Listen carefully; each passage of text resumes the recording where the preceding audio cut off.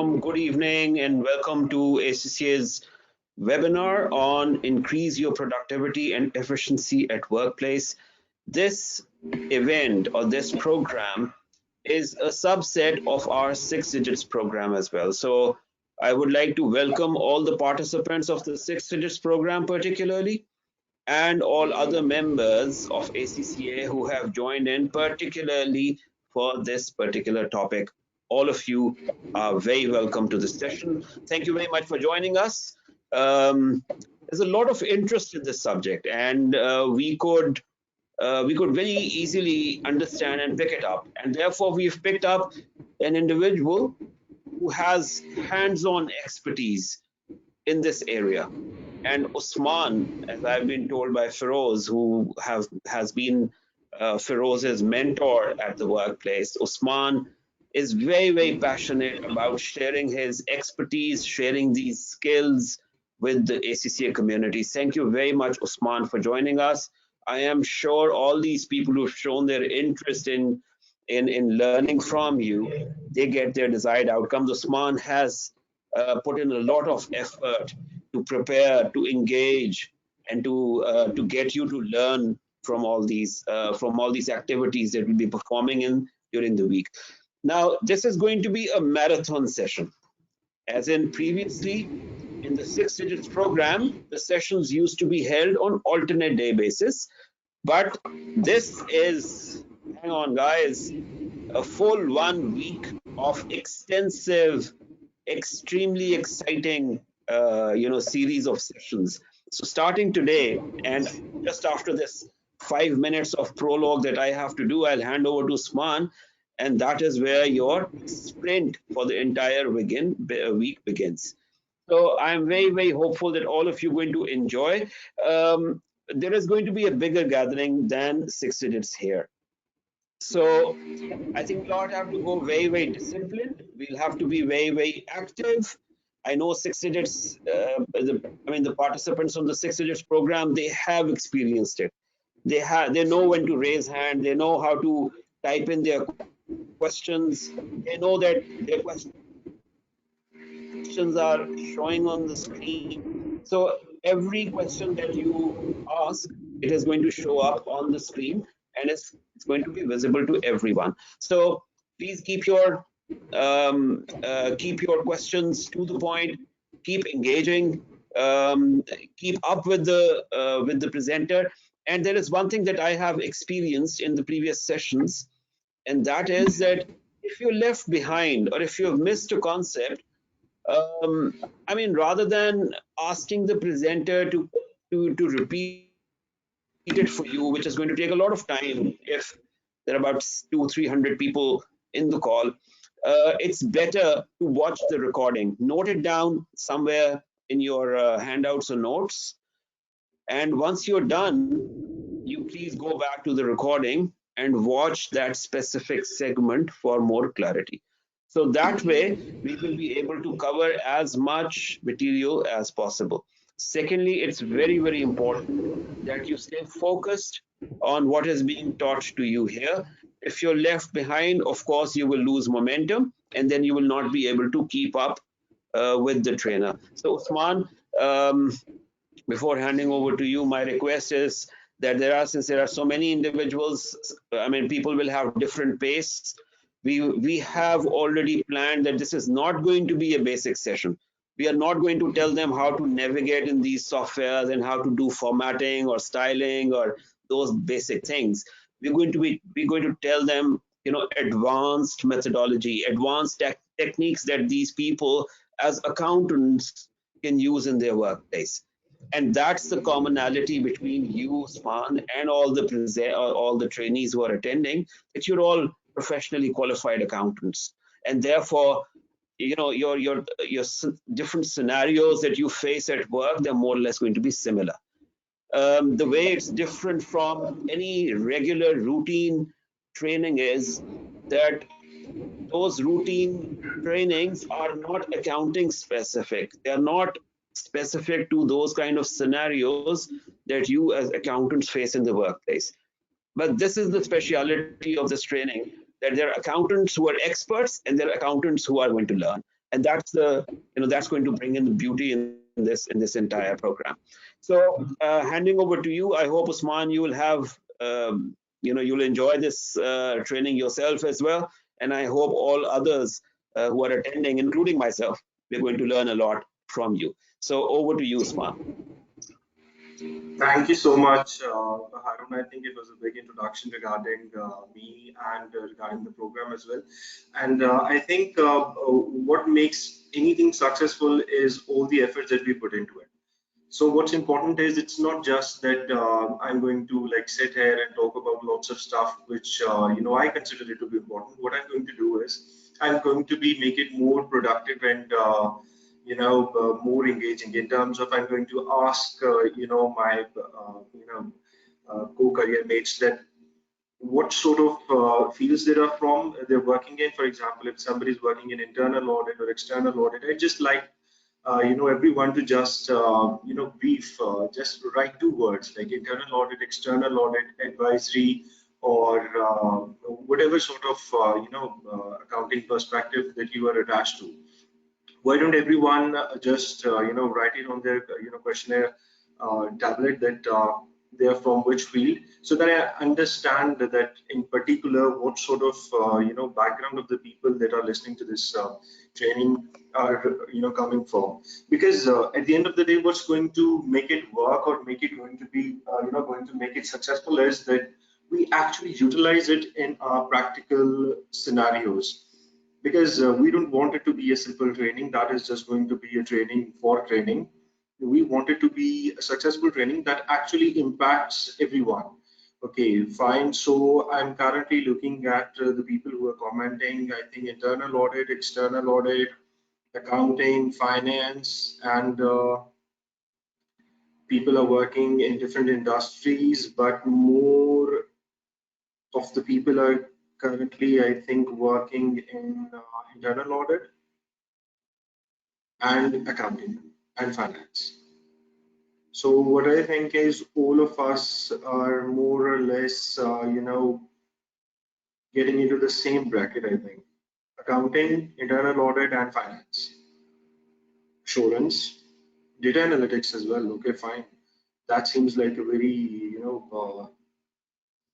important field. Okay, so majority of the people have commented over here: internal audit, external audit, and finance.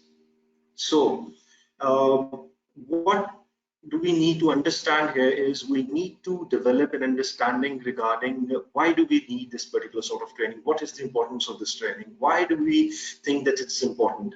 Whenever you guys are going to assess that I'm getting, more of a, Formula One racer sort of I'm speaking in a very speedy way. Why don't you just give a comment that you're getting too fluent or too speedy, so that I understand that I have to help back and involve all the team members. So first and foremost, why do we think it's important? Why do we really feel the need that we have to like train ourselves for MS Office, Excel, Word, PowerPoint access? Why do we consider it to be important? Most of us are coming from the same background. I think all of us done ACCA and we're working in internal audit, external audit, audit advisory, or in some cases some people are working in taxation department as well. So what can we do is we can ascertain that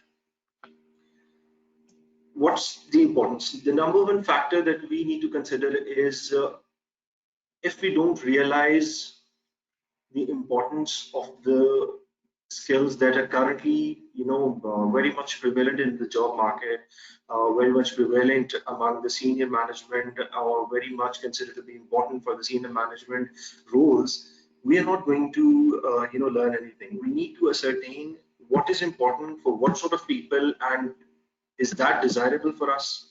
If we think that we need to move up the ladder, for example, if we want to move up to a financial controller role, if you want to move up to an internal audit expert role, if you want to move up to a direct external audit director role or a senior manager role, what are the skills that are necessary, and what sort of skills people are coming up with, new people are coming up with new sort of skills, ideas, and institutions are teaching new skills, and organizations are, training their own employees in a very, competent manner. So how all these things come up to be, a deciding factor of why it is important. Every one of us should know it's important because this is something desirable in the job market. If we are working, if we're doing any job, internal audit, external audit, advisory, whatsoever, if we consider that we need to excel in our work, if we need to change our monotonous in performing some specific, laborious tasks in a specific way. We used to do it in a specific way, and everybody is doing it that way. That's why we're doing it. We don't know how to do it in a different way. We don't know how to improve it. We don't know how to make it more efficient. We don't know how to excel from this standpoint to the desired standpoint where everybody is going to appreciate our work. Everybody is going to consider our work to be a timely work, because at the end of the day, if everything regarding your job is done, but it's not done on the timely basis, then definitely you have not done your job. Organizations are getting more, particularly pinpointing the timeliness of the information. Everybody wants timely information on their table all the time. So how do we help our organizations achieving in this particular objective? So this is how we're going to proceed. I think this was just why it was important to learn certain sort of skills. And secondly, the most important other factor is how do we learn it? Let's, for the sake of argument, if we consider that there are many options of learning any sort of skill. For example, you can go to you can just Google it. You can go on YouTube. There are lots of lectures over there. You can go to your employer for trainings. You can go to institutions for training. There are lots of modes and methodologies the way you can train yourself. Why is it really important that you listen to us? The most important thing is we don't have any sort of financial or technical link with all of you. All we have is a community. We are here to serve a community. I am delivering this training just to serve our community, because the things that the hardship that I've gone through, the learning experiences that I've gone through, the challenges that I had to go through, the failures that I had to go through, the things that I have to learn through the hard way, through the bad ways, the shut up calls that I had to go through, that I don't know anything regarding MS Excel or Office, or why didn't you do that in that particular way? Why didn't you introduce this previously? Why didn't you feel like it was important? Why didn't you consider it to be the other alternative options that were available to you? So the thing is, if we are going to conclude, consolidate all of our learnings together, and then decide that the people who are coming, who are basically newborners to this particular industry. For example, you guys are, I think, ACCA members and ACCA affiliates or students maybe, but all of you want to learn this particular thing, but in what particular way? Why don't you go to YouTube? Why don't you go to other sort of platforms? The important factor is you consider ACCA to be an important body who, really cares for you, really want to create value for your experience. I think someone has given an interesting comment. Can you please remove the camera from the screen? It's showing more than one time. Camera. How do I do that? Let me just check with the team that how. Shwan, you just click on the presentation and your camera window will go in the background. Yeah, that'll do. Perfect. Okay, thank you so much for highlighting Mohammed Anas Khan. And okay, so let's move on. How can we learn it? There are lots of ways. Why do we consider it to be important to learn through ACCA? Because ACCA is a trusted partner. ACCA is a body that really cares for you. No matter how much that you guys consider other things to be important, but ACCA really cares for you. That's why they're providing these sort of trainings, so that their body gets strengthened, their individuals, their professionals, their accountants and auditors and everyone consider these sort of skills important in their careers, and they progress in their careers. That's the benefit out of it, because we don't have anything attached to it. So how we are going to proceed with it is that I'm going to introduce you the whole marathon of this MS Office as explained by Harun. I think I'll give you a brief intro of every sort of subject that we're going to touch. And at the end of the meeting, what I'm going to do is, so at the end of the training, what I'm going to today's session, at the end of today's session, what I'm going to do is, I'm going to ask all of you to just write particular pinpointing skill set of Excel today, which you guys really want to learn, or really your organization is considering it to be an important skill in Excel and they consider it to be important, so that I'm going to teach you or train you to train yourself, or implement that sort of thing in your practical experience. Okay, at the end of the training, okay, fine, if somebody is going to like highlight during the training session as well, why not? Somebody has highlighted VLOOKUP, pivot table, advanced use of shortcuts, not a problem. This is all peanuts for us, what we're going to do. So what I'm going to do is, everyone can write whatever they want to learn. Power Query, it's a fine thing. Okay, can we learn macros? Definitely we can learn macros. I'm going to teach you or train you regarding certain sort of basic macros. Dashboard reporting, fair enough, we're going to do it. And solver, yeah, it's a good thing. Power Query, definitely we're going to touch it. Okay, I think we're going to do it at the end of the session as well. So let's move on to the formal introduction.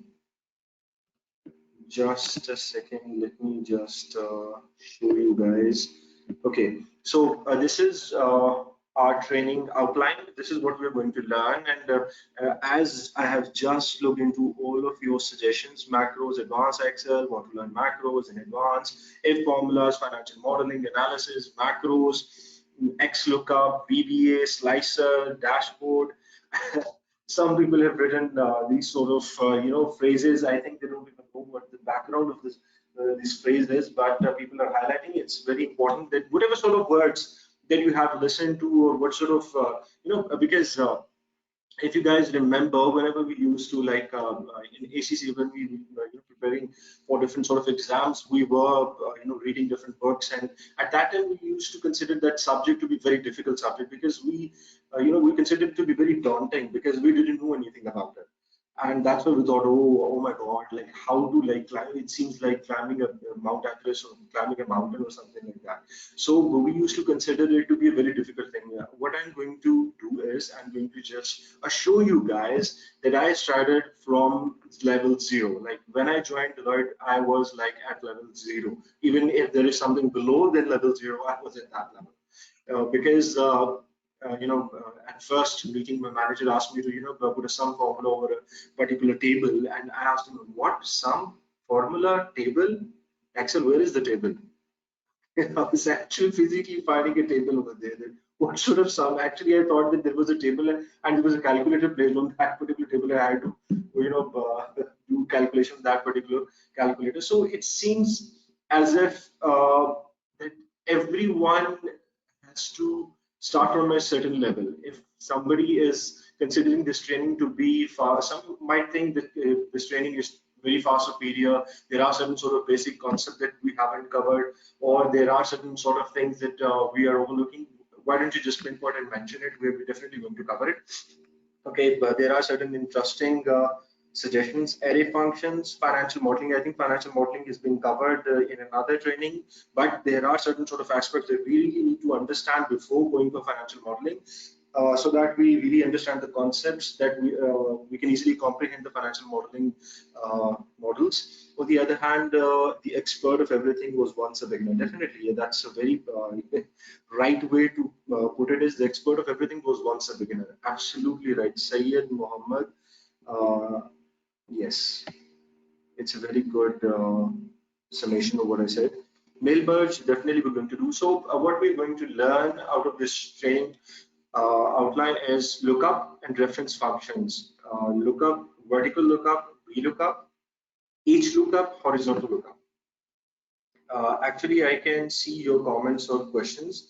Farhan Shahid, you can easily write, and I can read on it. Don't worry. Okay, filter with array function. Okay, fine. We'll try to cover it as well. I think it's not an agenda, but Nasir, I consider it important, and I'll XLOOKUP. Fine. Okay. So lookup and references, reference functions. This is something that we're going to touch in detail. Database functions and advanced filtering. I think most of you guys are from accounting, finance, and audit background. So, what sort of information systems that you guys are working on? Why don't you guys highlight it on your question tab? What sort of information systems that you guys are currently or previously have worked on? ERP, I'll give you options: ERP, Oracle Financials, SAP, yes, Dynamics, QuickBooks, SAP, perfect, Oracle, ERP, Dynamics. So most of the people, I think, have worked on ERP, Oracle Financials, and SAP solutions. And there are few who are currently working on Fusion. Fusion, I think it's a bit, difficult system to grasp on for people. Dynamics 365, NetSuite, QuickBooks. So majority of the people are working on Oracle and SAP. So what sort of, I'm going to give you a very good tip for every one of you. Just tell me that, give me an idea regarding what sort of information extraction methodologies are being used by your organization. For example, you guys are extracting Excel-based reports or Word-based reports or PDF-based or Adobe Reader-based reports or some other methods like Notepad, or what sort of medium you guys are extracting your reports in, and are those reports in the perfect format that you really understand and know how to comprehend it and know how to explain or highlight the key elements to your management or to your seniors or to your directors of the company? Okay, fine. I think people are highlighting PDF, Excel, Adobe. So more or less, all the applications are MS Office. So that means everybody knows that why it's so much important, because all sort of data that is getting into your systems, ERP, Oracle Financials, or SAP, or any other ERP solutions like QuickBooks, or the other solutions like Dynamics 365, all constitute MS Office products. For example, Excel or Adobe or Word. So what we're going to learn is the extracted information from these systems is not actually in a particularly good way, because whatever sort of information that comes out of your systems is not going to be presented to the management or the users of the information, because BI tool is that sort of a tool that very few organizations is currently exploiting it in a 100% effective way. Not all of the organizations are actually currently working in 100% effective way. Why? Because organizations does not possess that sort of skill set of that sort of people or personnel that have that sort of skill set who can comprehend that sort of information. So what I can tell you guys is how we can get all the extracted information in a particular way that is going to help us, that is going to help our organizations, that is going to help each and every one of us. For example, these are considered to be the 5 lessons that we are going to deliver on next few days of Excel, that are going to help us in making it more effective and efficient.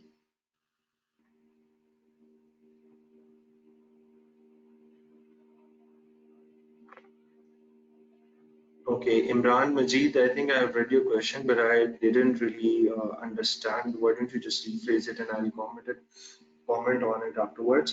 Feroz, can you please look into Imran Majid's comment? Okay, I think it's resolved. Thank you. Okay, so the first lesson that we're going to go through is lookup. So why don't we just see that what are we going to actually get out of it, what are we actually going to learn from it, what are going to be our objectives. Okay, lookup and reference functions help you to work with arrays of data and are particularly useful when you need to cross reference between different data sets. Whenever you have to identify a particular information in a different sheet over a different system, and you have a different table set in your system, you want to look up that sort of information over there, you try to do lots of other things, you can navigate through that sort of information and reference check it and update it on regular basis or a particular time period. This is what it is going to teach us. Performing tasks such as providing information about the range, returning the location of a given address or value, or looking up specific values. So this is what we are going to learn. And in particular, these are the functions. You guys consider, if you guys consider that I have, intentionally or unintentionally, forgot to mention any sort of subject over here, can you please highlight it? I'll pinpoint and discuss with you guys all the functions one by one, and then we are going to start its practical scenarios and how it's going to affect our jobs in our current organizations and future organizations, and how we are going to deal with it. I think I have a question over here. Will we also have walkthrough of everything on Excel? Definitely, Zara Azam, we are going to discuss everything here. We're going to learn everything here. I'm definitely going to give you a handful of exercises to work on your own self and help yourself and help others in future. Okay, so one by one, I'm going to pinpoint each and every aspect of it. Looking up information with VLOOKUP and each lookup. Vertical lookup, we understand the concept. If everybody can see my video, this is vertical. Vertical lookup, we're going to vertically look up in different tables, and this is horizontal lookup. We are going to horizontally look up at different tables, and after that, we are going to find approximate matches with VLOOKUP. We have understand, we all of us almost, I think, who use VLOOKUP can understand or comprehend the concept of vertically looking up into different sort of tables, and we go for always exact match. We always go for exact match, but whenever we extract information from ERP or Oracle Financials or SAP or any other systems, it may or may not have that sort of sanity checks in it. Sanity checks are basically checks which provide you or help you with a clean information that you can work on in pivot table or pivot charts or any other Power Query or Power Pivot. But if you don't have that sort of background, you cannot go for like exact match if you don't have that sort of sanity checks installed in your file. So at that time, we go for approximate match. Definitely, Abdul Rahman, I'm going to ask the organizers or the moderator of this event to share the information, to share the presentation with all of you. And let's hope that they're going to share it. And the next one is finding approximate matches. So they're not exactly exact matches. Exact matches, basically, if you're looking for a word like macro, you're going to actually spell out macro. Sorry.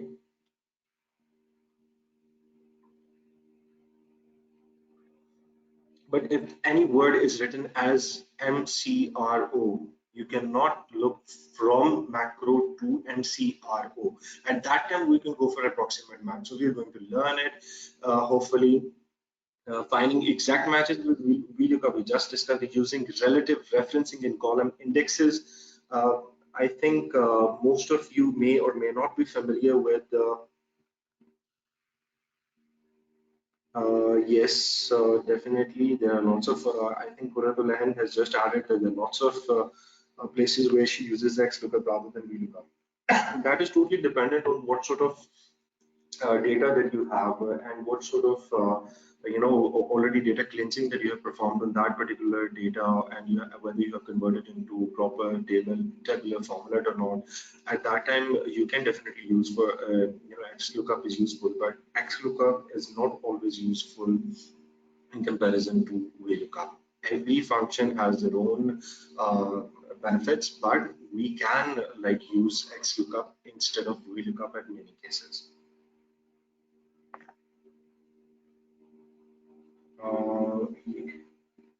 Okay.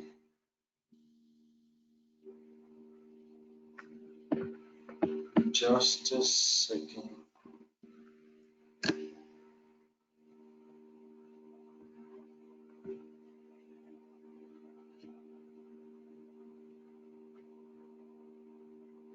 Okay, there is very. I'm going to read questions. Please don't mind. I'm going to read all of the questions because what I think is, or what I believe is, the more you listen, the more you can explain things better, and the more you can impact the other people. Okay, just a second.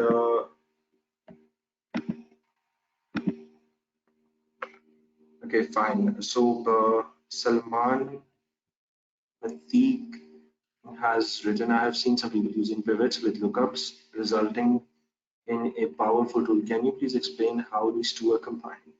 Pivots and lookup pivots. Okay, look, a power pivot is a function which is considered to be the most far superior function of any sort of pivot functions or VLOOKUP or XLOOKUP or looking up from different sources, from different sheets or different workbooks. So we're going to learn power pivot, which is almost the father of every other lookup function or any other function for that matter.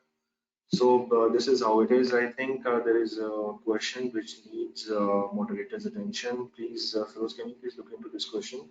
The audience is seeing the slides and presenter view. Can you please have the slideshow mode on? I think I have slideshow mode on. Feroz, can you please guide us? Usman, I can guide. Usman, when you sharing your screen, you select the slideshow tab, not your desktop. Can you go to the Sorry? control panel? Can you go to the control panel? I'll guide you. Control panel of webinar, yeah. Yeah, sure. Okay, when you hit the share screen, the third option, yeah, there's an arrow between underneath show screen, select the PowerPoint presenter view.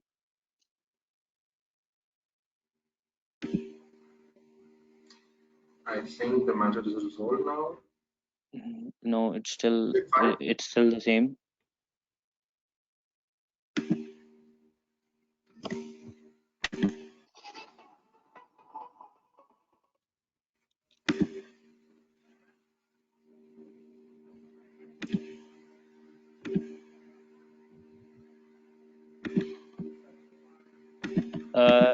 Click on the clean desktop. Click on the clean desktop option. Just a minute. Just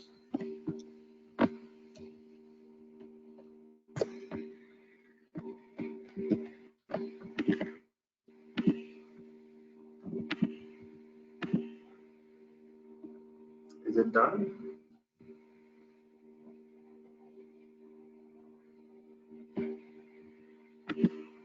I think we are going to proceed with it and see if moderator and his team can come up with a solution for it.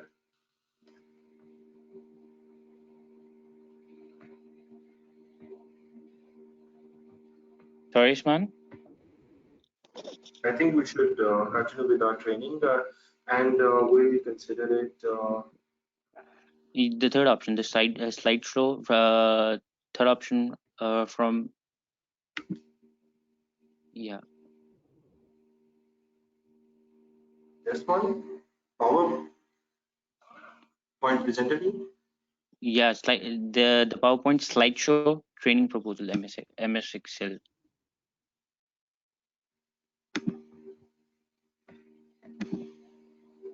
Just a moment. Is it done? No. I think you should carry on with the training. We'll look I into think this. carry on with the training. It was a very interesting question, which gave us a different tangent of around 3 to 4 minutes, and we did not benefit out of it. Definitely, we'll look into it afterwards, and we'll try to resolve it in the next training session.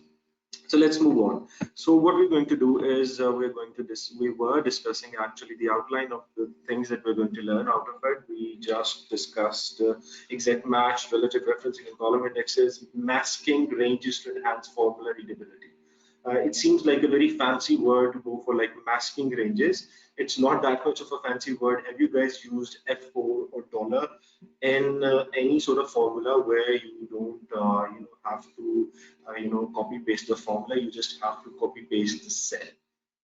Can you guys give me a little bit on your question tab that I can understand whether you guys have worked with masking the ranges or using the dollar?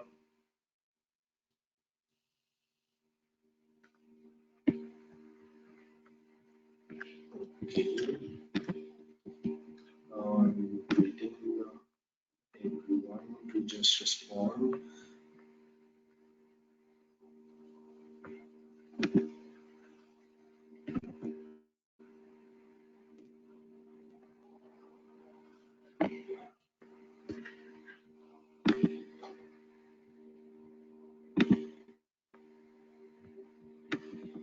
Thank you so much for helping out. Somebody helped out us in this particular scenario. I think it's clear now. Okay, fine. So, but I think the people have mentioned yes, yes, yes. Everybody has used it. Why didn't you guys choose this sort of training? I think you guys know everything already. I think maybe you guys don't know how to apply it in your practical scenarios. Definitely, we're going to learn, and we're going to help each other in learning it. And using data validation tests, how many of you can relate to it? You guys must have seen that sort of Excel sheets or PDF files where you have an option given in an Excel cell where they tell you to select it a yes or no or not applicable. There is an arrow in that particular Excel cell that you have to click on it, and it's going to show you whether to select an option yes, select an option no, select an option not applicable. So this is what we're going to learn from data validation.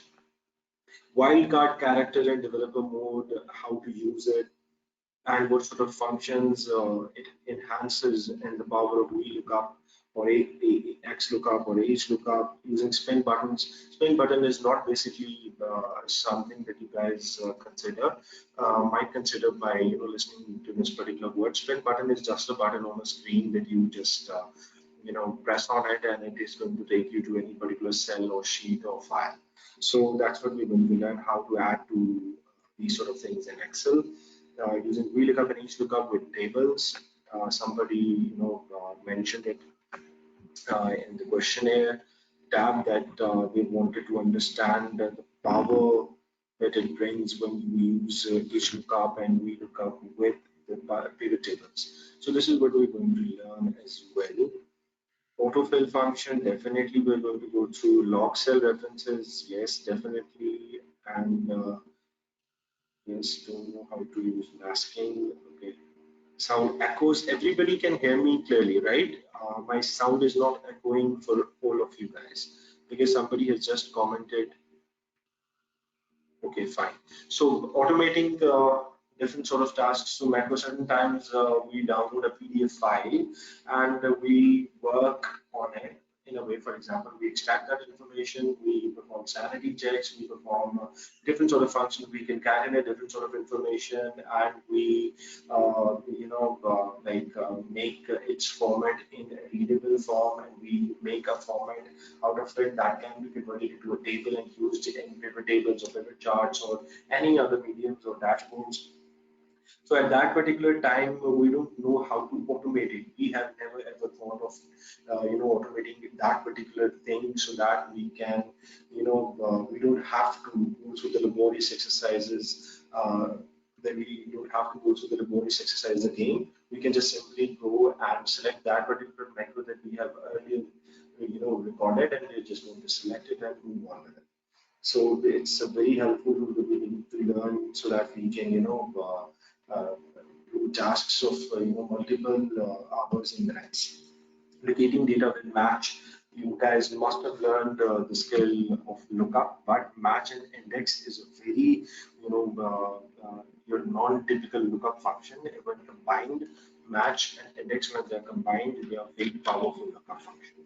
So we're definitely going to learn that as well. So data validation, error check restriction, and rights on cells. For example, we can share our Excel file with other Excel file or files or worksheets with other team members in our department or across the department or across the other organizations or other business units. But at that time, we can restrict them to just giving them rights or editing rights or viewing rights to specific cells or worksheets or workbooks. So this is what we can do actually. We can actually, restrict someone from entering any sort of information or changing any sort of information from it. They are going to see a pop-up which is going to tell them, oh, sorry, you cannot do anything with it. We can even write our own phrases like funny phrases or whatever we want to write on it. So setting access passwords and full of partial sheet access. This is what we're going to learn. Split and combine data between cells and columns. This is something text to column or some other people have also, there is a specific phrase used for the text to column. And it's a very important function whenever we download information or we extract information from SAP or ERP or Oracle Financials. We see it in a very particular way. So at that time, we split it and we, for example, if we got the information from of vendor master file, we see vendor master file, address, name, and the number, vendor number in the same column. So how we are going to split that sort of information in multiple cells so that we can use it or utilize it in tables or pivot tables or pivot charts or in whatever ways that we want to present it. Setting up custom sheet views, yes, we can do that. We can set up custom sheet views. We can also set printable area in page break. How we can set it up and how to play with it, how to utilize it in an effective way. For example, how many of you has highlighted for example, that in your career or your experience that you must have, selected a printable area of a particular sheet, and you always perform margin checks and everything on it again and time and again. Whenever you have to like print it, you always go back to that same circle of tasks, like task one, task two, task three. You perform the same set of tasks in a sequential order to learn something out, sorry, to extract print out from it. So what we can do is we can set a printable area or a page break, and we can completely automate that sort of task for our Excel sheets. So this is what we're going to learn in our lesson one, where we're going to learn the majority of the functions from lookup and reference. This is how it is. So any of you guys can highlight that what is the other. Yes. Any of you can highlight any other function that we have just missed?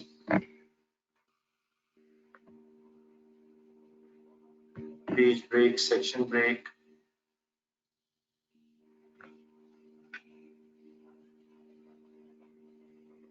Zohra is saying that sound of the speaker is echoing, which is causing distraction during listening. The question is well heard. I think the moderator will try to find out a solution. Value function, mail merge is in Word and is in, as well in Excel.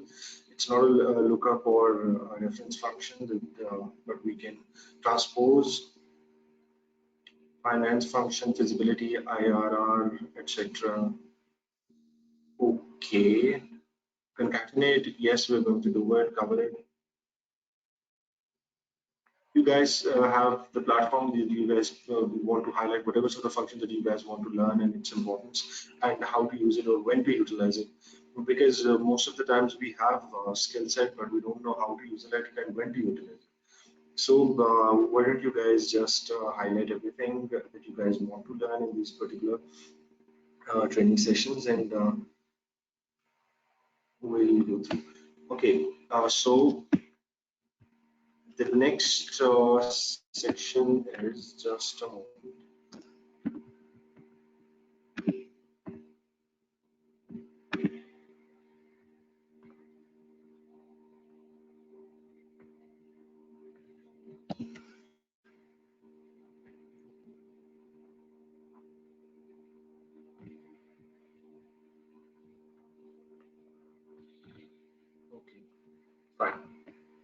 So database functions and advanced filtering. How many of you have used these sort of functions uh, beforehand? COUNTIF, SUMIF, AVERAGEIF, these are all functions which require different sort of logics. And for example, if you want to count any sort of numbers or particular set of numbers in any particular sheet that you want to count or perform some function, leverage function, you can easily perform tabulating information, multiple criteria with countifs, sumifs, and averageifs, extending formula capabilities with database, how to create a database, and how to use those sort of functions in a particular way, counting unique entries in a range with the database formula, search box reports using advanced filtering, flipping row or column orientation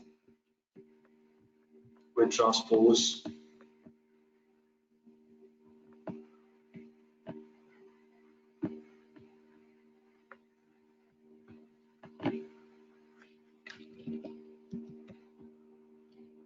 automating filters with macros. We can automate, automate filters. For example, if we have a particular set of information that we always,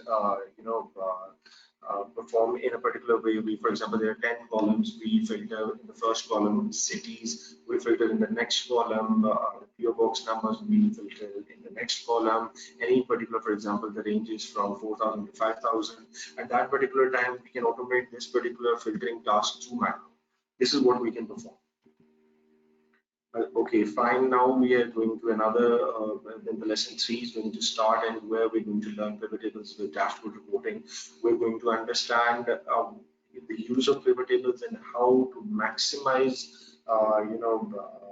reporting style, the reporting efforts that you want to put in, or the maximum effort that can be taken from pivot table. All the functionalities we're going to learn in it, and we're going to present our information in an effective way. So this is going to be the content of pivot tables with dashboard reporting, creating pivot tables, manipulating pivot table data, grouping by date and time, grouping by other factors, using slices and timeline to clarify and manipulate fields, using pivot charts, dashboard reporting. If you guys think that there is anything that is missing in it, please do highlight. I'm just, I think it's getting a little bit boring because I'm just, murmuring words and asking you for information. This is very important. I need to understand where all of us stand and what sort of things that you guys consider to be important, because I have collected this sort of information based on my experience and my knowledge and my understanding and what is required in the market. You guys are sitting in the market, and you guys can particularly pinpoint that these sort of skills that you guys really need. I want you guys to take some time in it and just highlight what sort of particular function that you guys consider it to be important to learn, and you want it to learn through us.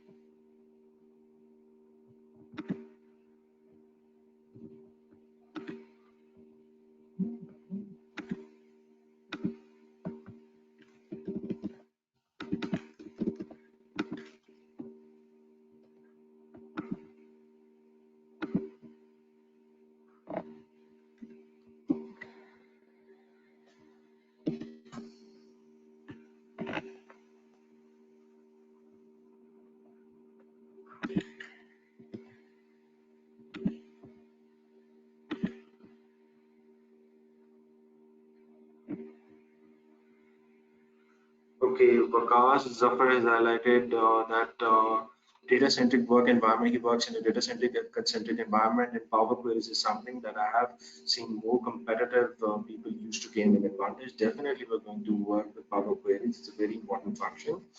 Conditional formatting, yes, slides are not changing. Okay, we're going to change. Once we change it, I'd like to know about Power Query. Yes, we have already planned.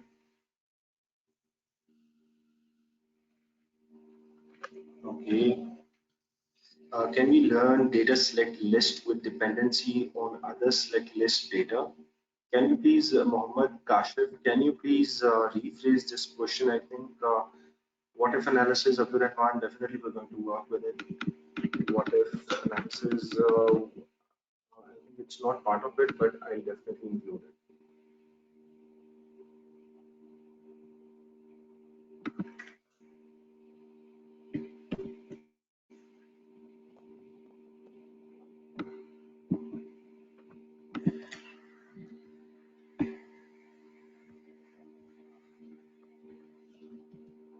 Okay, I think we have sufficiently goal-seek. Okay, Zara has highlighted goal-seek, array function. Array function, where do you think it's going to be helpful? Mohammed has just highlighted that he wants to learn array function. Will we be learning how to create dashboard? Definitely, we're going to, briefly touch on, the concept behind dashboard reporting. I'm going to definitely give you an idea how to get it done. I'll give you an example on how to do it, and I'll share with you certain sort of content and how to, make yourself accompanied with, accustomed with the concept. Interactive charts, Power BI. Power BI dashboard is basically not covered. Yasir Khan has highlighted the Power BI dashboard. I think we're not going to cover it in this session. In our MS Office Marathon, we're going to cover it elsewhere, but definitely it will be covered. Don't consider that it's not going to be covered. Okay, fine. Text functions and connectivity with other applications. So let's just, for the sake of argument, can we just think about that? How we receive lots of information in text format, where, for example, phone numbers or names or departmental information or any sort of, for example, item code description or item code description or, for example, preparer's name or document creator's name, approver's name. All of these basically come up or sum up to be text functions or consider it in text. And then we're going to learn how to extract the relevant or accurate information from it and we're going to implement it in our sheets. So these are the functions that we're going to go through: extracting specific data with left and right, removing excess spaces with trim, using concatenate, as somebody has previously highlighted that how to use it. Definitely going to learn how to use concatenate with functions, adjusting case within cells with proper upper and lower, adjusting character content with replace and substitute. Definitely, it's a very important thing. And reviewing additional text functions, splitting data between column, creating Excel, Word, auto-sync, printing. This is something that we're going to go through. And after that, we're going to go through the most important thing that has been highlighted here. Moderator, can you please look into this comment? 35, 26 minutes, it's stuck. I think there must be some sort of internet problem. Is it working for everyone? Are we at lesson 5 slide?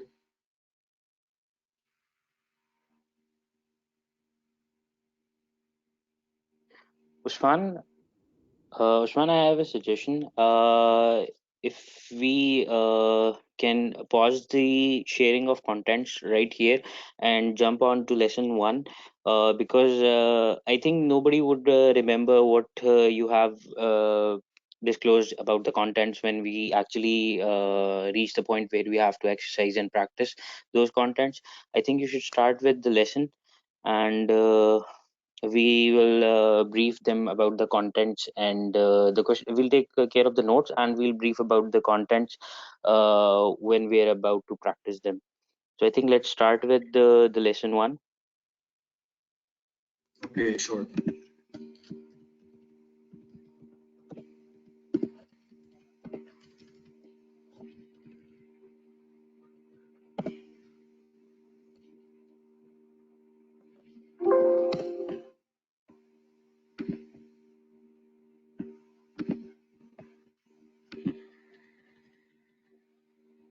So what we're going to do is we're going to start our first lesson. Uh, Feroz, can everybody see my screen? You'll have to share the Excel app from the sharing panel. Okay. You'll have to select Excel, and I think you're using multiple screens.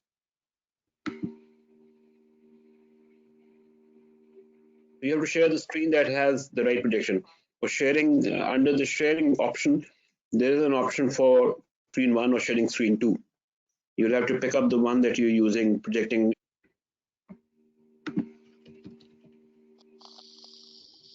Everybody can see it, right?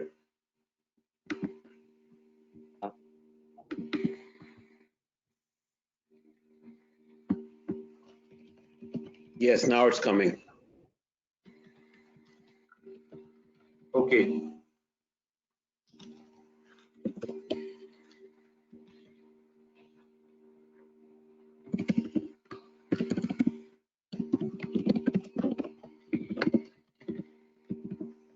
Okay, fine. Everybody can see my Excel sheet right now, right? If somebody is unable to see, why don't you just highlight it and I'll just briefly tell you guys. Okay, fine, perfect. So what we're going to learn over here is we're going to understand the practical implication of something that we have highlighted previously, that how we vertically look up into any sort of function. So what we're going to do is we're going to create a scenario over here, highlight.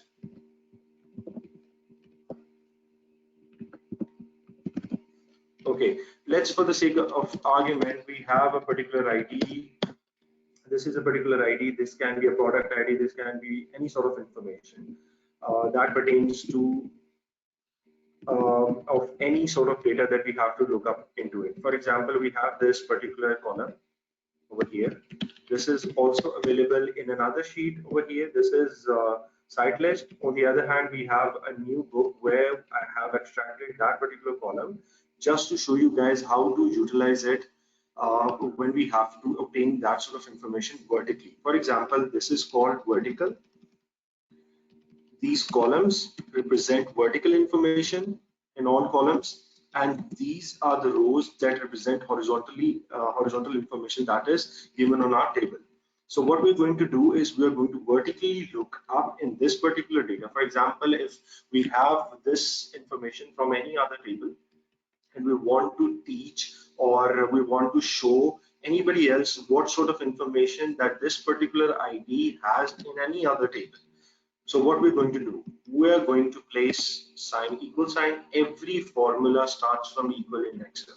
If anything is written like this in Excel, we cannot consider it to be a formula, because whenever we use this particular sign, at that particular moment, that thing gets into the form of text. It does not represent a formula. So it's a common error that certain time we have to face, and we consider it that we don't know the problem why Excel is working this particular way. So we always delete it and then we perform function over it. So what we're going to do is we're going to perform lookup function, vertical lookup function, VL. We can easily just tab it. I can just repeat it. VL. This is the function. I can press the button tab, and it is going to complete that particular formula for me. So any sort of formula that you want to highlight, for example, concatenate, I'm going to put tab, and it's going to give me that formula, complete formula. So we don't have to type the complete name of the formula. So we look up. So how we are going to look up this particular value? It's, the bold on our cell formula is highlighting what information that you have to put in this particular cell to highlight the information. So what we're going to do over here is we're going to highlight that particular cell that we want to look up in the other table. So table array, which table array that we want it to be looked up in. For example, this is the table, and we don't know what sort of information that is there, because I just extracted the information ID from this table. So we have to consider that we don't know where that information is placed. If we like do this and then column index, which column that you want to pick up, like column number 1, A is number 1 column, B is 2, C is 3, D is 4. So how can we ascertain which column that we are working on? If there are lots of columns, what we can do is we can simply see while we're putting a table. Like if we are putting a table, selecting a table, while selecting a table, you can just select one sheet, one row.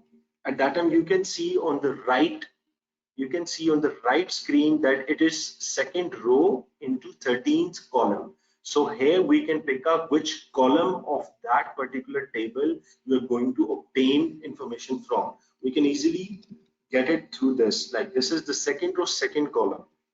second row, third column, second row, fourth column, second row, fifth column. For example, if we are going to select information, that is the information of city, which city this particular ID is referring to, we're going to select 3 column, but we can select the whole table just in case. We're going to select third column, and we are going to ask it to provide us the exact match.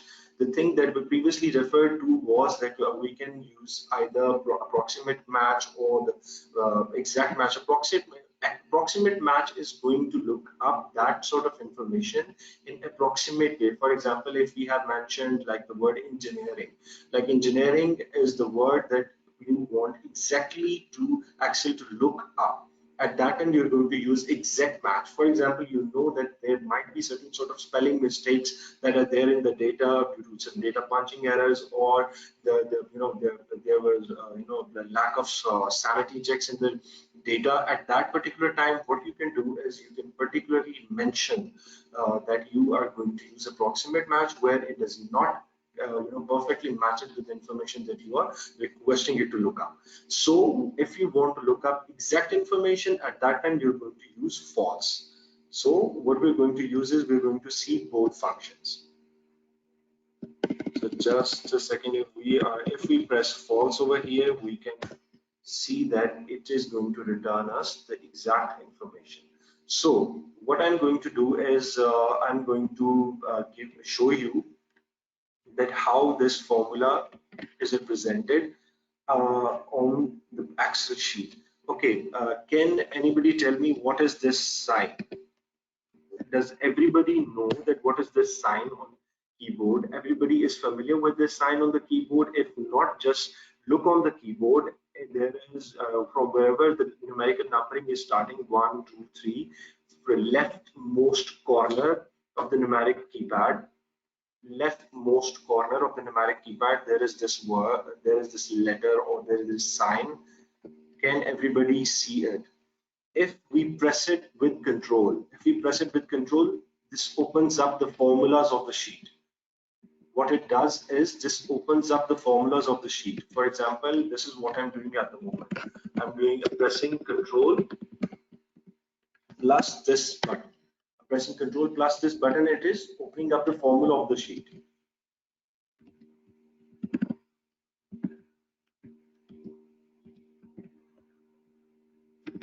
This is opening up the formula of the sheet. So what we are going to learn from it, we are going to learn masking at the same time. So let's just for the sake of VLOOKUP, we are going to just place this vertical lookup like this. We're just going to drag this formula, or we're just going to paste the formula. There are multiple ways we can place it, like Control D, paste the formula above it. I'm pressing Control D. Control D is another shortcut.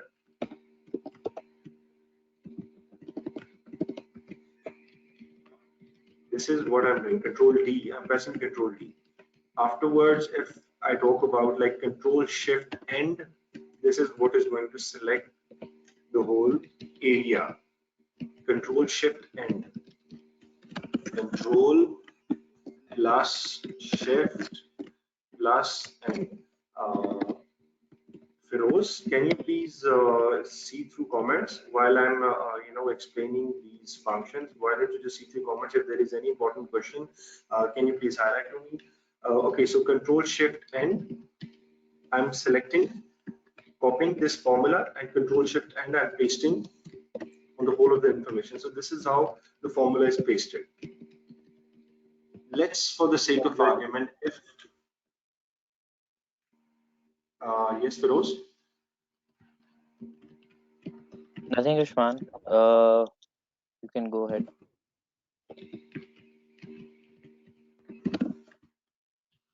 Okay, so what we're going to do is we are going to see it from another perspective as well. So what we have learned at the moment, that we are going to open, if we want to open all the formulas in any particular sheet, we're going to press Control and this sign just on the left most button of a numeric keypad. On the other hand, there is Control plus T, which copies the formula on the sheet on the cell above. Control plus Shift plus End is the shortcut key that takes you to the end of that particular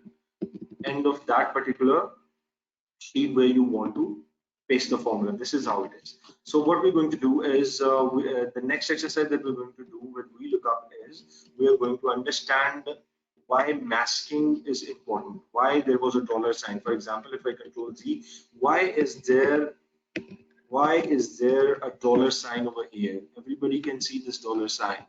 Why is there this dollar sign? Why it is important? If this dollar sign is not there, what it really does? Now, why it makes a formula correct or incorrect? We are going to understand it, but before we understand it, we need to understand this control plus this particular symbol.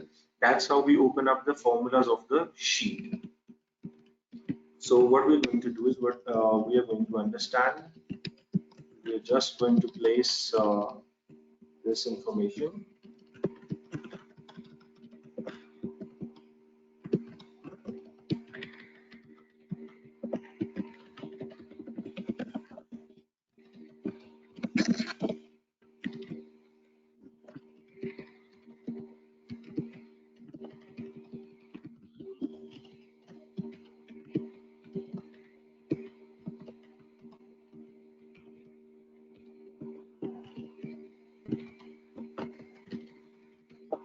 There is an interesting question. The question is from Hassan Mahmood.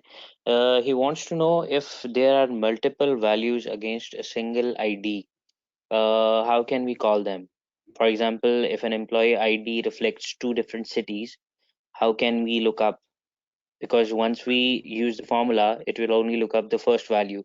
How can we ensure that it is looking up both of the values or the number of values that are placed against that employee ID? Yes, that is a very interesting question. VLOOKUP has a limitation. VLOOKUP has a limitation, and each lookup is both of the lookup functions has a limitation.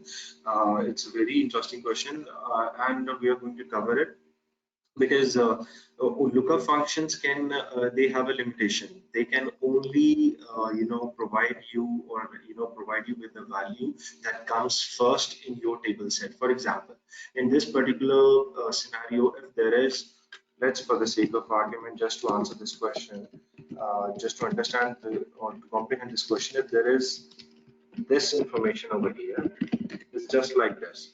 For example, okay, I'm going to show this.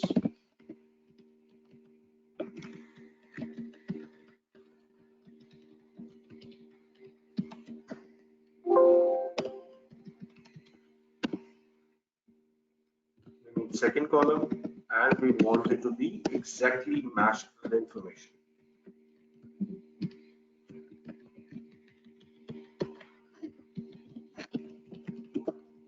Okay, fine. So this particular formula is only picking up in the information which is Sialkot, not Karachi. Why it is that it is not picking up the other information?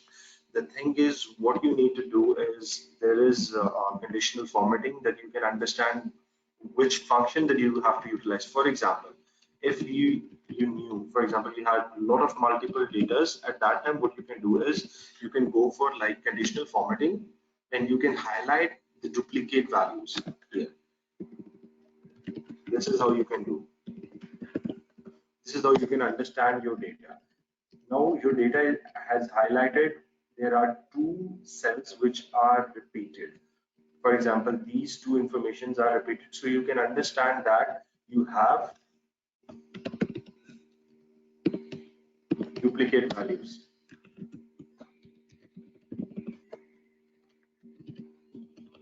So what you can do is you can particularly at that time use match and index that we're going to learn in our, I think, second lesson, or yes, we are going to learn it in our lesson 1, match and index. So when we combine it together, we can actually figure this particular problem out. But when we are going to discuss that, I'll definitely let you know regarding your particular question. Okay, so now moving on to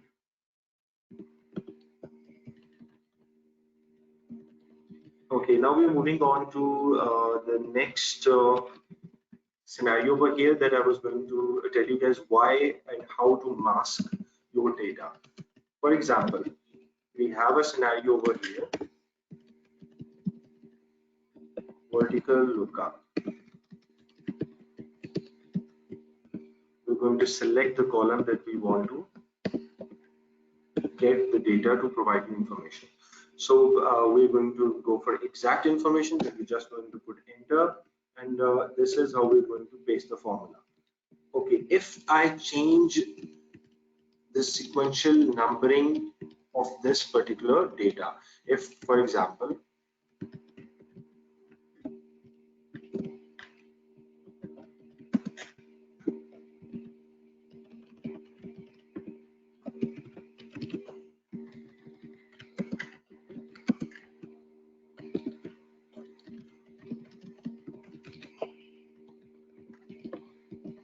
so we need to understand, if we press control plus this sign, we can open up the formulas as we discussed it earlier. We can open up the formulas as we discussed earlier. So what we can do is we can understand that what sort of problem is there in our formula. So what is the problem in our formula? The problem is that the formula is moving with the table that we're looking up vertically is moving. So what we need to do is we need to mask this formula. We need to mask this formula. How do we do it? We press F4 and there is a dollar sign before the cell number and there is a dollar sign after the cell number. So this is how we mask the formula. And what does it do?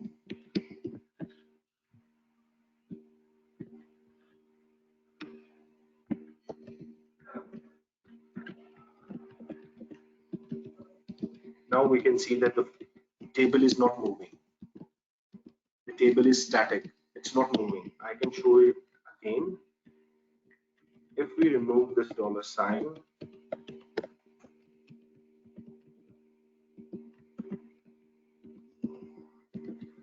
the table is moving. You can see over here that the table is moving. If we put a dollar sign, and this is done by pressing F4,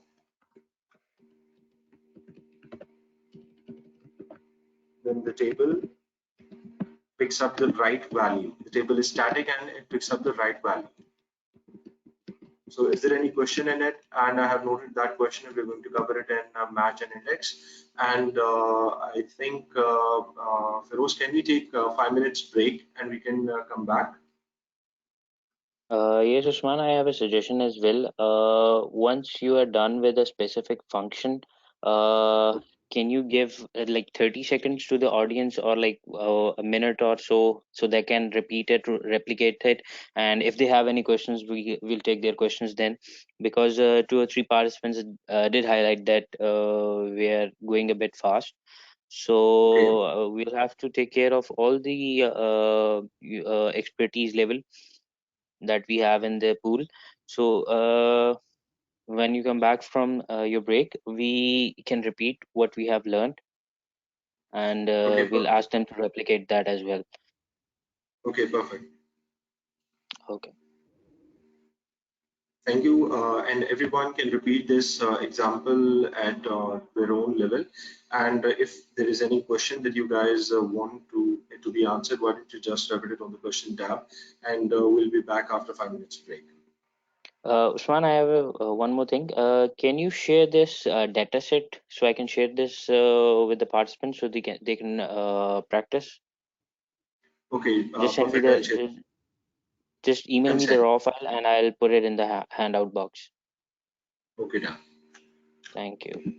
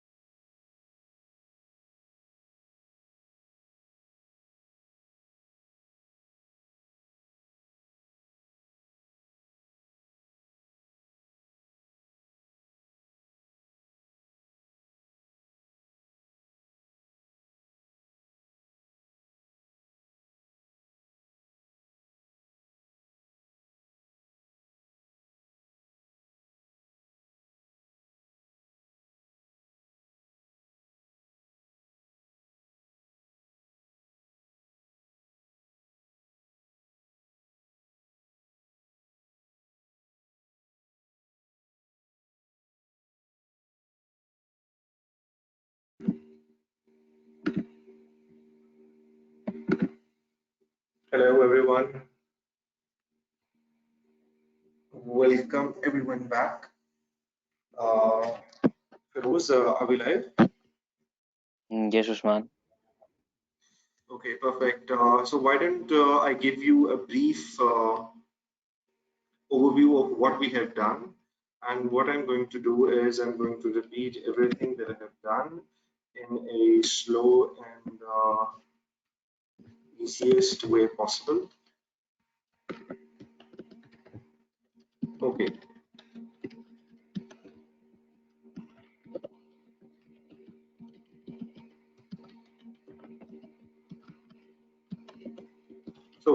so what we were learning just few minutes back is we were learning a vertical lookup function. It's very important function that we need to look into, and we learned around these sort of functions. Control plus simple. I don't know what the name is. I'll try to find out. And it's basically on the leftmost it's basically the leftmost button on the numeric keypad over the keyboard. It's Over called a the tilde. It's called a tilde. tilde. Okay, TILDE. okay. It's basically tilde. Thank you so much. And we learned control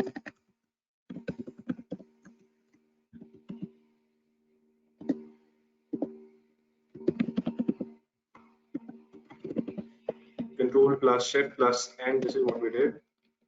So what we're going to do is we're going to vertically look up again. This is our data. We look up. Vertical lookup. So we are going to first select or highlight the lookup value, which value that we really need to look up. We're going to select that cell. So this cell is A2. We have just selected this cell and we have separated this with a comma in between. And now we're going to select table array. Now we're going to select table array. This is the table array that we are going to select. This is the table array.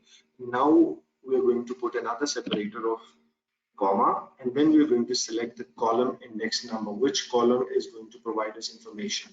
For example, if I put 1, then it is going to return the value in the column 1, which is column D of the table selected. If we're going to put 2 over here, it is going to provide us with the information of column E, which is giving us the information of cities, Lahore, Karachi, Islamabad. So what we're going to do is we're going to return the second column information, which is city. Now what we're going to do is we're going to use exact match. After a few minutes, we're going to learn approximate match as well. But at the moment, we're learning exact match. Exact match where we have to put or write false over here. So we're going to close the brackets and we're going to just put enter. So let me just jumble up the data a bit so that you can understand it clearly. So if there is any question, you can easily refer it into the question box. So this is what we have written so far. Let me just extend the table. This is not, the table is not selected completely. So this is how we have selected the complete table. So what we're going to do is we're going to copy this formula and paste this formula. This is the one way to do it. The second way to do is we can Control D. This is something that we have learned as well. Control plus D.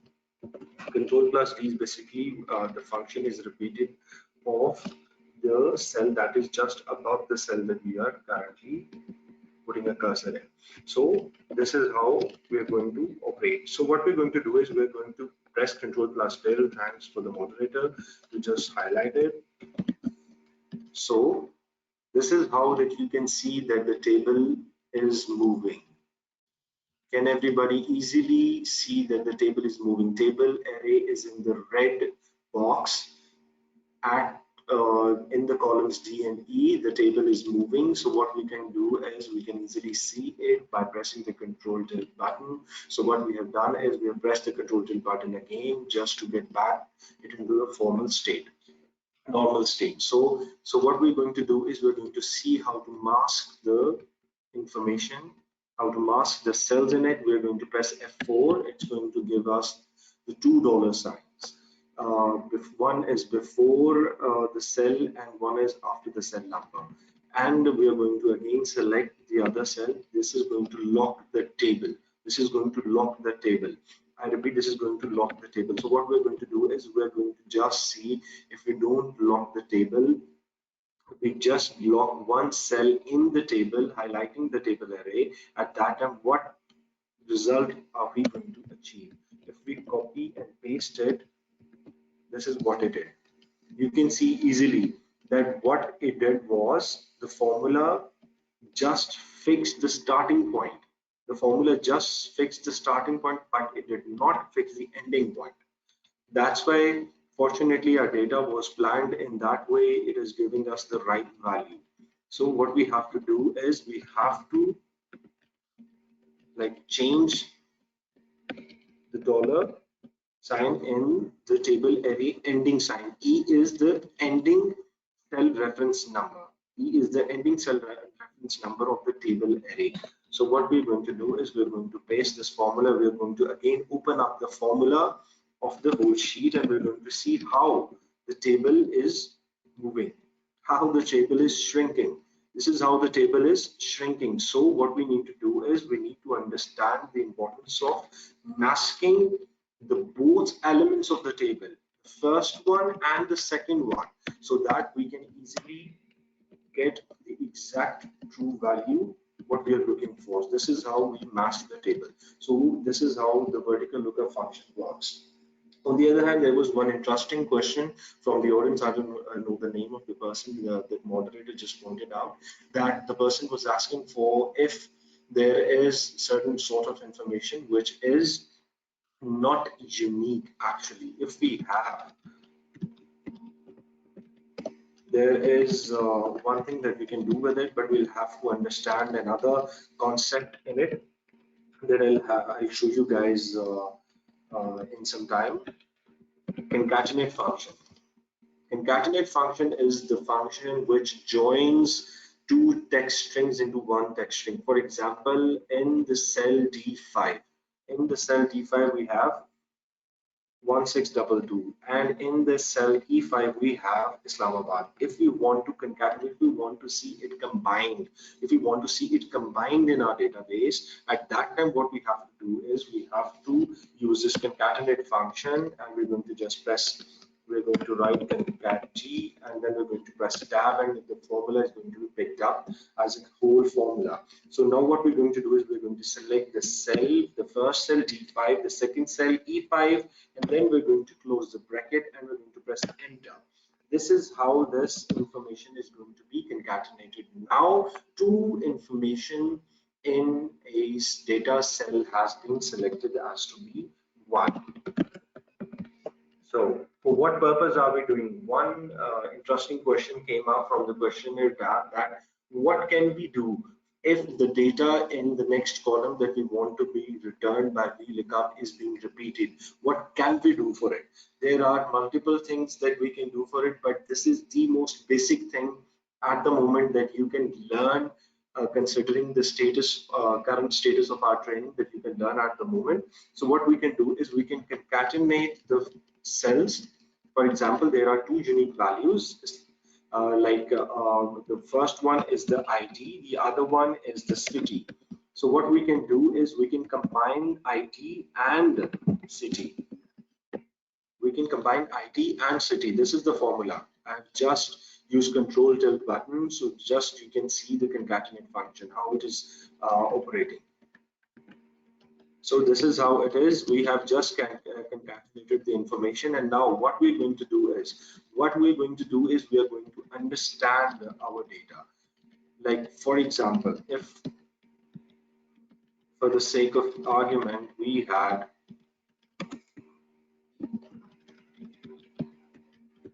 if we just put it aside and we see that we have another information that is here.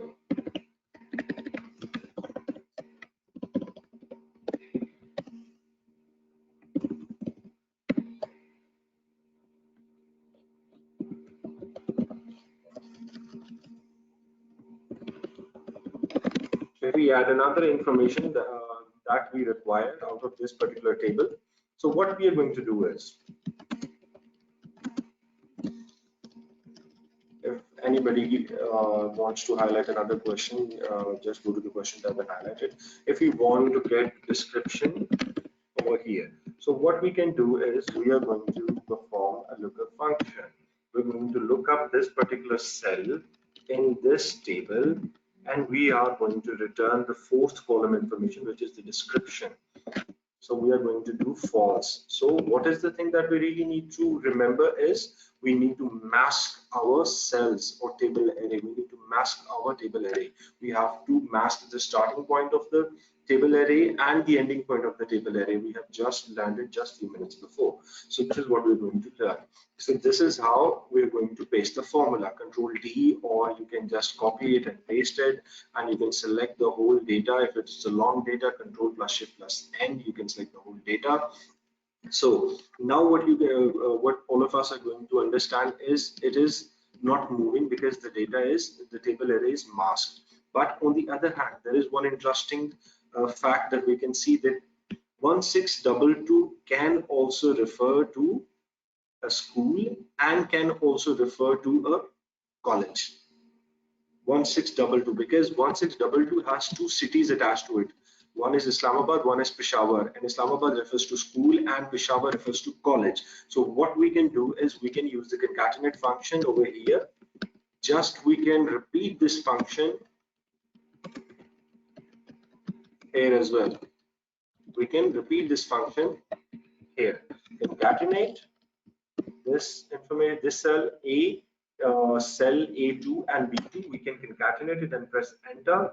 We can paste this formula, and now what we're going to do is now we are going to change the cell reference number of the selection of the lookup value that we want to look up, and then we're going to move it to ID and city, because that is the unique value, but it's not returning any sort of information, because we lookup or lookup functions have a restriction or a limitation attached to it. What is that limitation? That you have to start the table from the data, that you have to start from that particular cell or column from which the information that you want to look up is starting. So this is how we're going to change it. This is how we're going to change the table arrays, because it is the limitation of the lookup function. This is what we're going to do. It is returning us into wrong value. We're going to just try it again. We're going to paste this first of all as values. Then we're going to perform VLOOKUP function. This is the table that we're going to select, and then we're going to put the column. Which column? Second column, and then we're going to go for false, then enter. But this formula cannot work properly. We can just go for control tilde, and then we can see that this formula is providing us information of the table, but the table is moving. So what we can do is we can mask the cells starting and ending. So this is how it is. Now the information is not, or the table is not moving.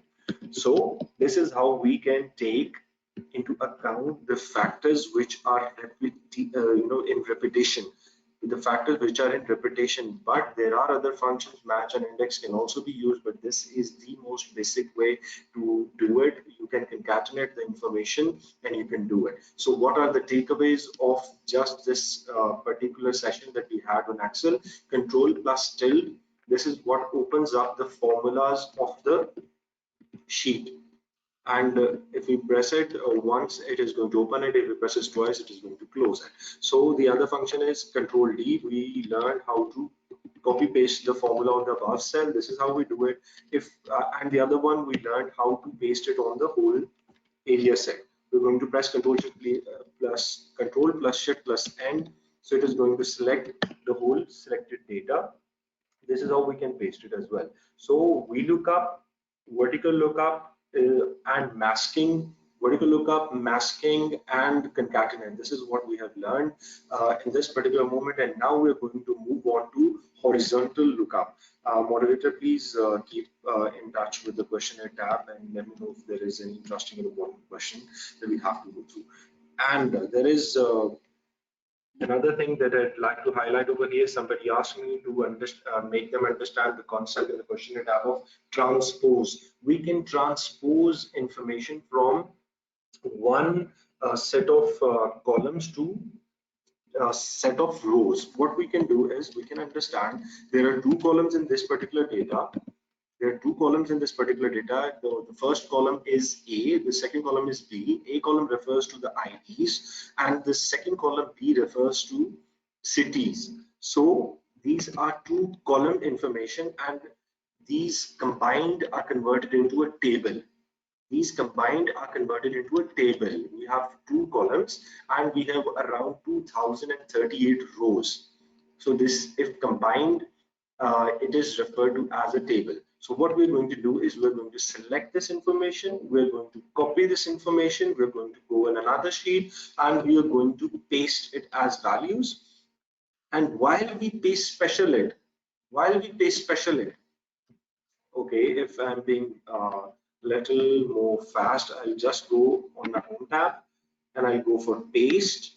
The leftmost tab on the home function is paste, and I can select the bottommost function over it, which is paste special. I can press it, and then I can select values, and then I can select transpose. If I select this transpose, what it is going to do, it is going to convert the columns into the rows. If there are two columns, there are going to be two rows. If there are going to be 2038 rows, these are going to be converted into 2038 columns. This is what it is going to do. This is what it is going to perform. So this is how we do it.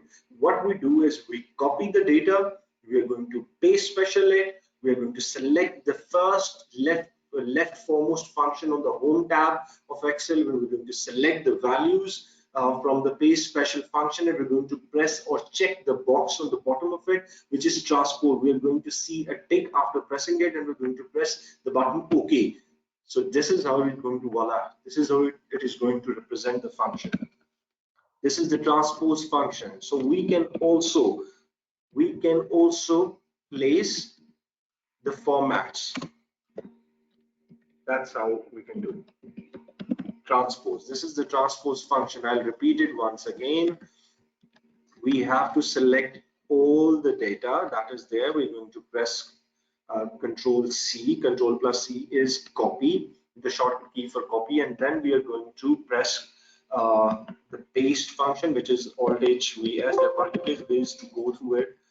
We are going to transpose, select the transpose function. It is going to give us a tick box in the check box. We will select OK. It is going to present us the information, and then we're going to perform another function. We're going to paste the formats and then press again transpose. It is also going to transpose the format. So the transpose function does not necessarily only transposes the values, it also transposes the formats, it can also transpose the formulae, it can also transpose any other function that is being used in that particular cell. So all of these functions can be achieved through the transpose function, which is there in the paste special function of the home tab. So once we have transposed all our values, now we can see that all the columns are converted to, there were two columns, they are converted into two rows, and there were 2038 rows which are converted into 2038 columns. This is how it is. So now what we're going to do is we're going to horizontally look up the values. For example, if we want to look up this function vertically, if we select this particular cell and go to this particular data and we press and we want to see if it works, no, it doesn't work. So if we want to look a data horizontally in this particular data set or any other data set, if we want to look horizontally, we cannot use vertical lookup. We have to go for another Excel function, which is HLOOKUP. We're going to horizontally look up data. We're going to select this particular cell in the same way that we have selected in VLOOKUP. Then we're going to move on to the table or data set or the table array. We're going to select the whole table. Another important element over here, we are going to go to our starting point of the table array, and we're going to press F4, which is going to bring $sign on both of the sides of the cell reference number. Then we're going to put a on the ending reference number of the table array, and we're going to press another dollar sign, which is going to represent you with two dollar signs, and the cell reference number is going to be between the $2 signs, and this is how we're going to mask this table data set. Then we're going to press or separate the information of table array to a comma, and we're going to select this row number from which we want to call on the information. If we want to select one, we're going to provide, it is going to provide us the information of that particular table's row number 1. If we select row number 2, it is going to give us the value in the row number 2. So this is how it is going to look up, and now we're going to see whether we want an exact match or a false or an approximate match. If we want to go for an exact match, we have to go for false. So this is how this is going to work. So this is how it is going to work. I'll show you in another easy way so that you guys can easily comprehend the function that we have just learned here. I'll repeat it for you guys, and you guys can have your questions typed up in the question box. This is how we're going to perform it. Page lookup. We're going to select the cell that is that we want to be can provide us value from this particular table array. Then we're going to separate it from the table array by comma, selecting this table array, and remembering to let's, for the sake of argument, if we forgot to mask this particular data, what it is going to bring us. And then putting the row reference number, just the index number of the row. Then if we want some exact match, that's what we're going to write false. So this formula ain't work. This formula isn't going to work. So you can see this formula isn't working. Why isn't working? Because we did not mask the table array. So masking the table array is the most important thing. Never forget it. If your formula is not working, always remember that there is a possibility that you have not masked the table array. Now it is working just because we have masked the table array. Okay, so this was the HLOOKUP function. So now what we have learned, I'll go through the presentation slide, and can everybody see my presentation slide? Rose, can everybody see my presentation slide? Usman. Okay, so we have learned VLOOKUP, HLOOKUP, and we have done some exact matches. So what we are going to do is now we are going to move on to approximate match. Let's, for the sake of Usman, argument. sorry for interrupting. Can you also mention that false and 0, 1, and true can be used interchangeably? Yes, definitely. Yes, that's a very interesting thing to highlight. Let's, for the sake of argument, if you don't, if you see in any other sheet there is 0 mentioning, rather than this formula is mentioning true or false, it is mentioned 0 or 1. At that time, you need to understand the difference. What is the difference? 0 also refers to one of the things from true or false, and 1 also refers to, one is basically performing the function of approximate match, and 0 is performing the function of exact match. This is how it is represented. So we can use this interchangeably. We can use either 0 or 1 or true or false. Thank you so much for highlighting it.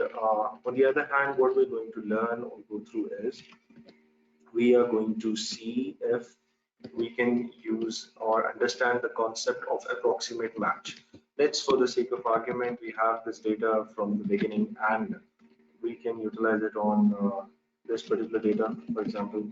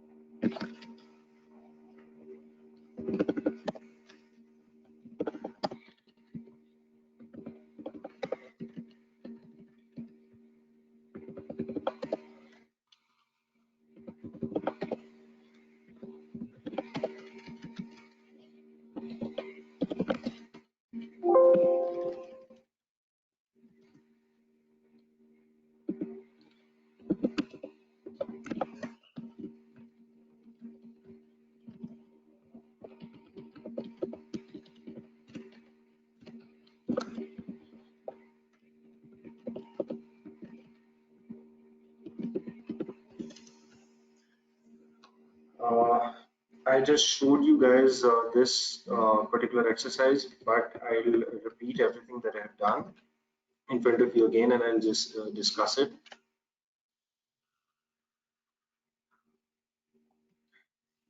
Okay, so what we did is we went for a VLOOKUP. We just tabbed the formula, and then we selected the cell that we want to look up, and then we separated it with the table array with a comma, and then we selected the whole table, and we selected it as masked table, so we don't miss out on our correct formula. So now we're going to do is select the column numbers. Column number 2 is selected for the accurate information, and then what we're going to do is we're going to use true, that is approximate match, or we can also use one, which is approximate match. This is how you can see. If we are going to use exact match, it's not going to provide us with any information. The formula is not going to refer us to any value in the table. So what we are going to do is we're going to use approximate match, which is very helpful. As you guys can see, it is returning us the information by considering the approximate value that we are referring it to. For example, I have selected 1450, and over there is 1400. So at that time, Excel is trying to understand the numbers or the characters that are put into the cell.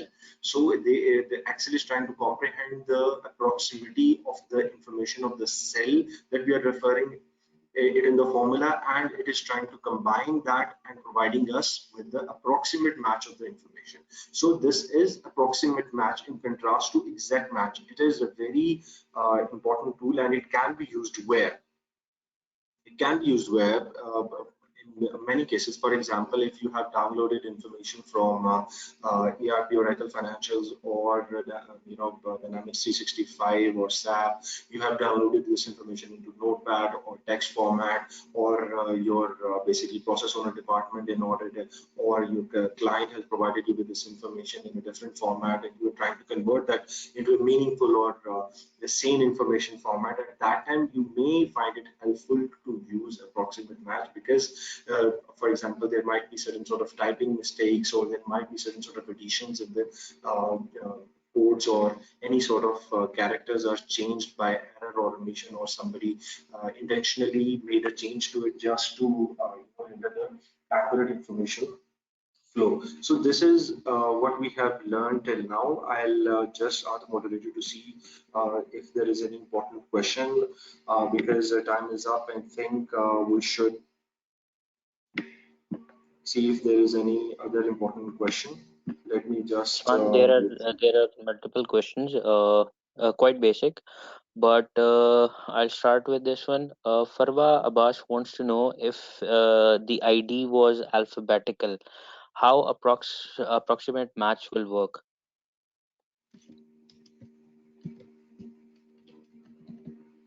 Oh, definitely approximate match does not necessarily works. For example, it's a very interesting question.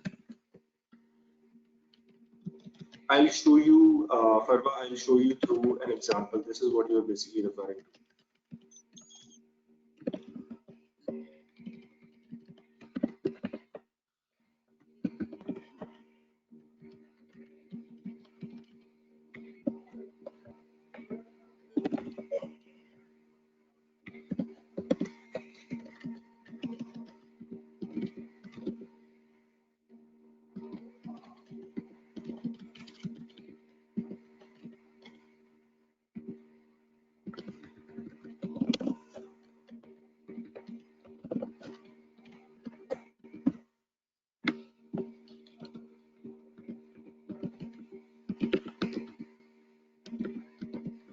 This is what you can see over here.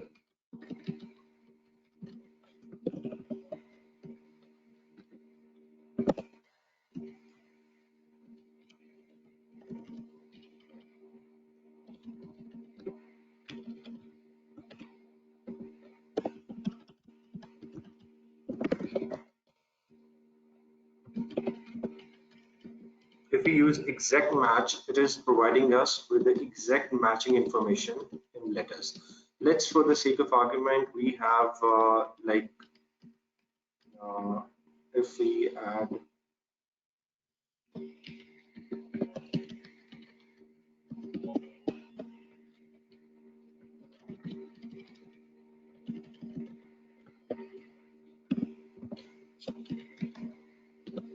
and we use approximate match.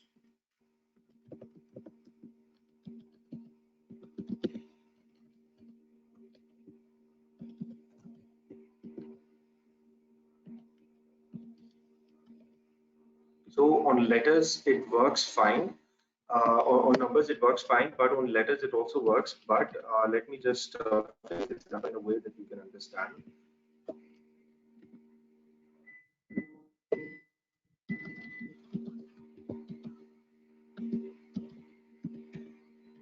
On letters it works also fine. I think I'll give you an example, and I'll ask the moderator to just put it over the data or the source table. Feroz? Sushant? Yes. Is there any other question? I'll give you this particular for refer to this further question. You can share now. Okay, there is another question from Junaid. It's a little detailed. He says at the time we face error in looking up the value due to different format Excel versions of two sheets. One way we use it to add value along lookup cell reference, but still at times we face error. Kindly advise the workaround. Thanks. It's an interesting question. The workaround is if there is, for example, different formats, what you can do is you can select the whole data like this. You can select this particular cell that is control A. You can use control A, or you can press this particular sign, which is just adjacent to A and number one column and cell. At that particular time, what you can do is just go to the home tab and select general. This is how that you're going to convert the whole format into one single format from the table that you want to select from. Now that you have selected general format for the whole table, now you can use your data. Uh, let's give you an example for this.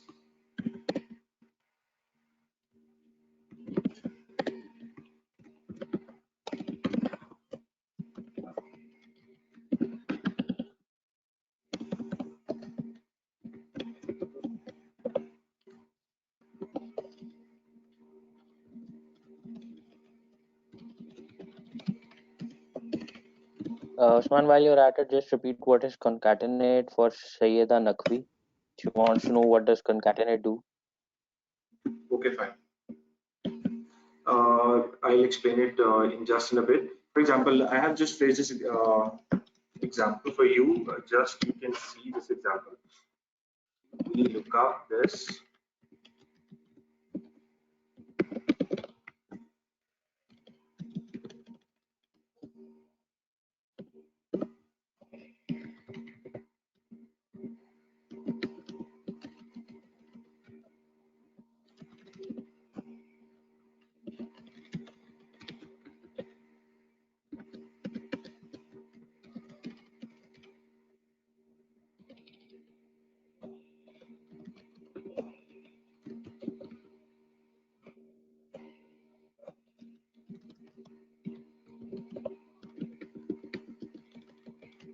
For example, you have selected this information, and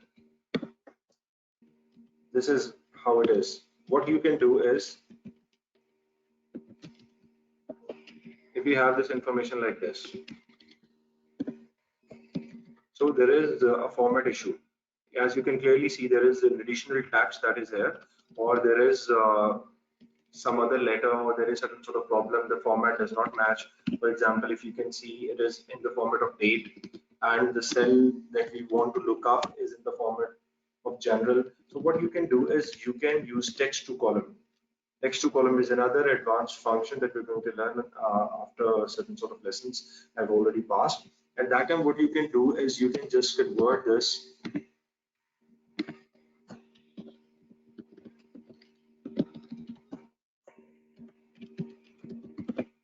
cell by removing those particularly mentioning information and you're going to get your answer. For example, that was particularly referring to that this information was based on text. This information is basically text. It goes to,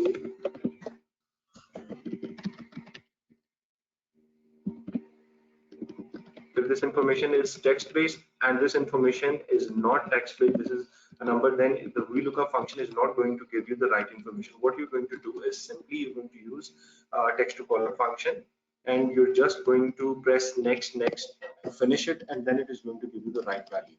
This is how it is going to be operated. On the other hand, if we talk about concatenate function, I can just give you a feedback that what we just learned was we can this is helpful in concatenating the different sort of sets of cells or information.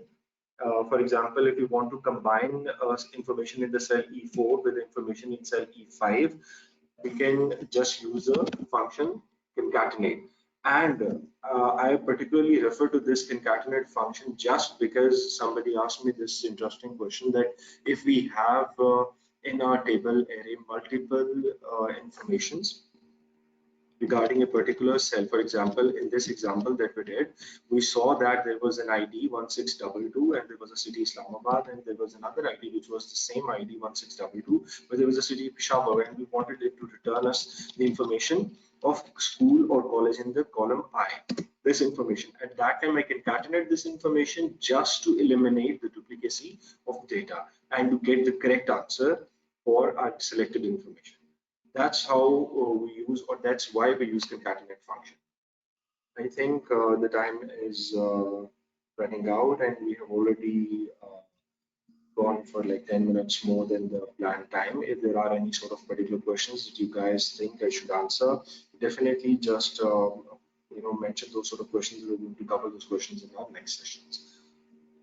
Thank you so much for today's session. Or if there is any question, you guys can refer back to me in the next session, then definitely we'll be touching base on those sort of questions.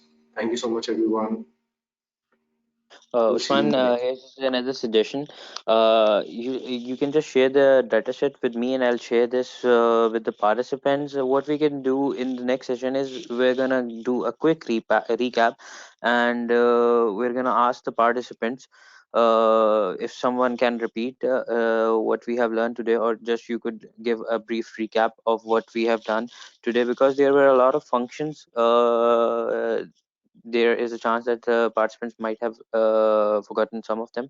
So what we're going to do is in tomorrow's session, you're going to give a recap what we have learned today, what functions that we have delivered so far, and if there are any particular question about today's session, we're going to cover that in tomorrow's session.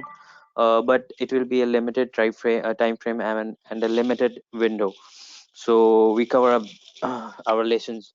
And Yeah. that is it. Yes, Usman.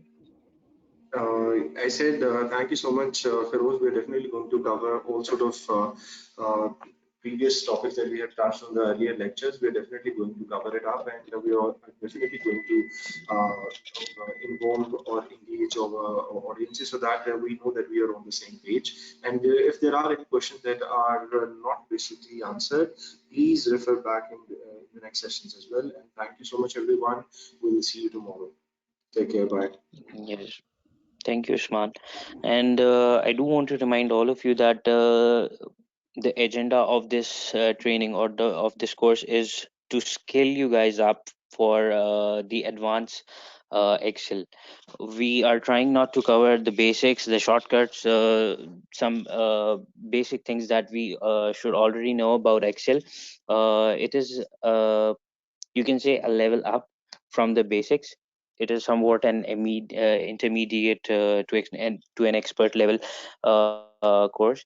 So uh, I would also suggest you guys to stay tuned for our coming webinars and our coming series for these Excel webinars, and we'll try to cover all your questions in next sessions as well. Thank you all for joining. See you tomorrow.